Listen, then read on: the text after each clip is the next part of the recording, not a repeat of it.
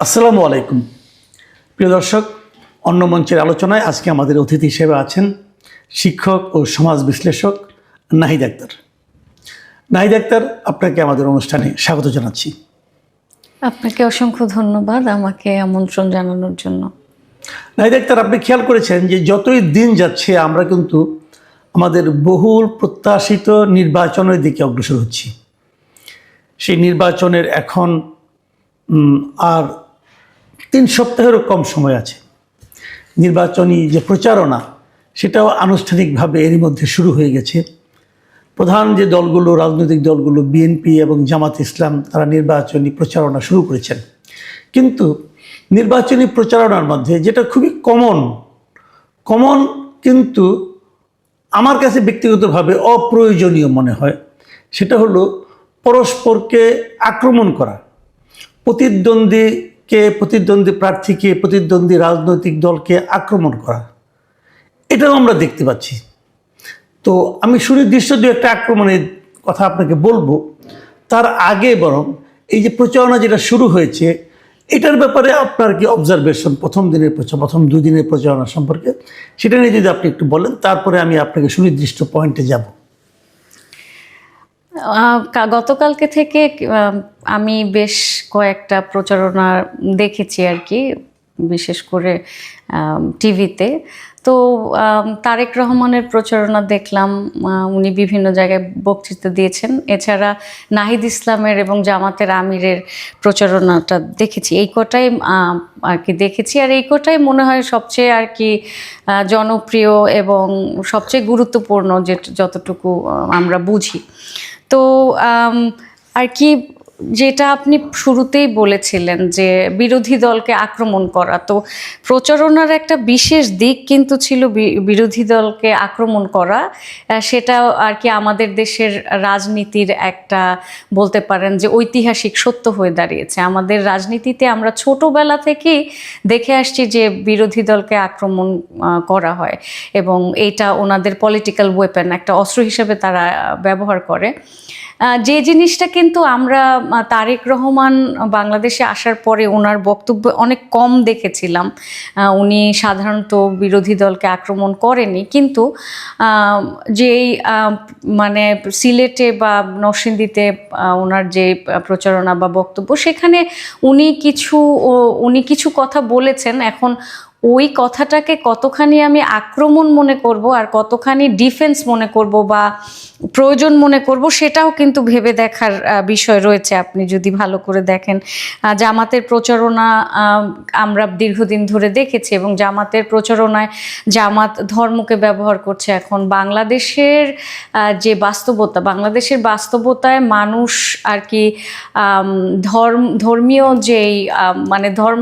যে বিষয়গুলি, ওয়েপন, যেমন ধরেন আমরা যেটা অহরহ এখন বলে থাকি, সবাই বলছে যে জান্নাতের টিকিট বিক্রি করা বা স্বর্গের প্রমিস করা, যে জান্নাতকে ভোট দিলে সে ভেস্তে যেতে পারবে, ইত্যাদি ইত্যাদি। এই সমস্ত জিনিসগুলিকে যে এটার একটা কাউন্টার ন্যারেটিভ তৈরি করা বা এই জিনিসটাকে ডিবাঙ্ক করা, এইটাও হয়তো উনি প্রয়োজনীয় মনে করেছেন।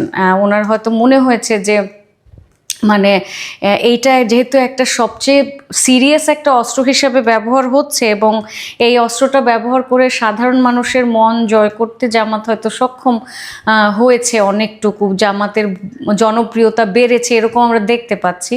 তো ওই বিবেচনায় হয়তো উনি যে ধর্মীয় ধর্মের যে কার্ড, যে আল্লাহ তাআলা যেহেতু সব কিছুর মালিক এবং তিনি বেহেশতে কে যাবে, বেহেশতে কে যাবে না, সেটা নির্ধারণ শুধু আল্লাহ তাআলা করতে পারে। আমার মনে হয় ওই জিনিসটাকে কেন্দ্র করে উনি বলেছে। এরপরে আপনি জামাতের এবং আর কি এনসিপির ওনাদের যে প্রচারণা, সেটা ওনাদের বক্তব্যগুলিও শুনেছি। ওখানে নাহিদ ইসলাম জামাতের আমিরকে মানে মানবিক বাংলাদেশের কাণ্ডারি হিসেবে আর কি বলেছেন, তো এভাবে ভোট চেয়েছেন। এবং আপনি হয়তো দেখেছেন যে এনসিপি জামাতের দীর্ঘদিনের প্রচারণায় বিএনপিকে আক্রমণ করা কিন্তু সবচেয়ে বড় কৌশলের একটা অংশ। এই যে আমি একটু থামাই আপনাকে, এই যে কথাটা আপনি বললেন যে নাহিদ ইসলাম জামায়াতের আমিরকে মানবিক বাংলাদেশের স্বপ্নদ্রষ্টা বলেছেন, তো উনি যদি নাহিদ ইসলাম যদি জামায়াতের আমিরকে সেভাবে দেখেন, ওনার সঙ্গে মিশে, ওনার আচরণে, ওনার কথাবার্তায়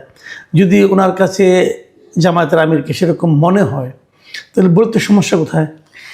বলতে সমস্যা এইভাবে যে তারা একটা নির্দিষ্ট কমিউনিটিকে রিপ্রেজেন্ট করে, হ্যাঁ, তারা একটা কমিউনিটির দল, তারা কিন্তু পুরো বাংলাদেশের দল না, বা পুরো বাংলাদেশের যেই সকল স্তরের মানুষ, যদিও ওনারা অনেক হিন্দুকে নিয়েছে, সেটা আমার কাছে, আমি ব্যক্তিগতভাবে পলিটিক্যাল স্ট্র্যাটেজি মনে করি যে এই কাজটি তারা করে বা একজন হিন্দুকে ইনক্লুড করে তারা মানে হিন্দুদের ভোট নিশ্চিত করা বা হিন্দুদের মন জয় করার একটা চেষ্টা করছে। তারপরে আপনি দেখবেন যে আমাদের যে ইন্ডিজেনিয়াস মানুষ আছে, যে ক্ষুদ্র নৃগোষ্ঠী আছে, জামাতকে বেসিকলি তাদের যে ভ্যালুস, তাদের যে বিশ্বাস ব্যবস্থা, তাদের সমাজ ব্যবস্থা, সেগুলোকে জামাত ওন করে।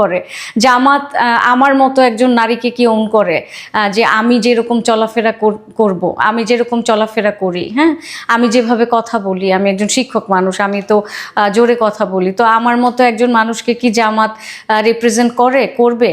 তো যেহেতু সে, আমি মনে করি জামাত আমাকে রিপ্রেজেন্ট করে না। জামাতের কি কোনো নারী প্রার্থী হয়েছে?